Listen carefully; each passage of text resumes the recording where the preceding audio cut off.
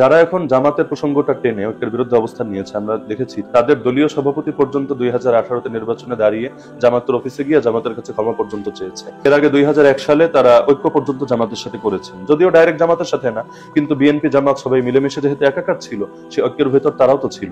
এখন তো আমরা ঐক্য নিয়ে কোনো কথা বলছি না, আমরা আসন সমঝোতার কথা বলছি। আসন সমঝোতা মানে কি? এই আসনে আমি দাঁড়ালাম, আরেকটা ইসলামী দল প্রার্থী দিবে না, আরেক আসনে আপনি দাঁড়ালেন, সেখানে অন্য ইসলামী দল প্রার্থী দিবে না।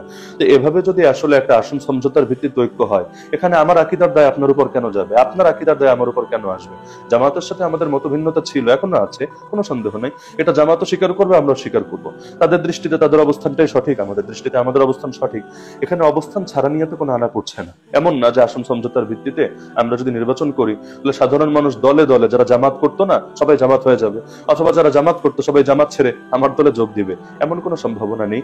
বরঞ্চ আমরা বিচ্ছিন্নভাবে নির্বাচন করলে পুরো দেশে যেই কয়টা আসন পাবো, আমরা এক আসনে একজন প্রার্থী যাই, এই যে আমরা মাঠে শুনতে পাচ্ছি যে হুজুর আপনারা যদি শুধু এক থাকেন আমরা আপনাদের সাথে মানে জান প্রাণ দিয়ে লড়াই করব, কিন্তু আপনাদের ভেতরে যদি দলাদলি হয় তাহলে তো আপনাদের মধ্যেও শক্তিটা ভাগ হয়। এজন্য আমি মনে করি এখানে জামাত প্রসঙ্গটা টেনে এনে এটাকে বড় করা উচিত না।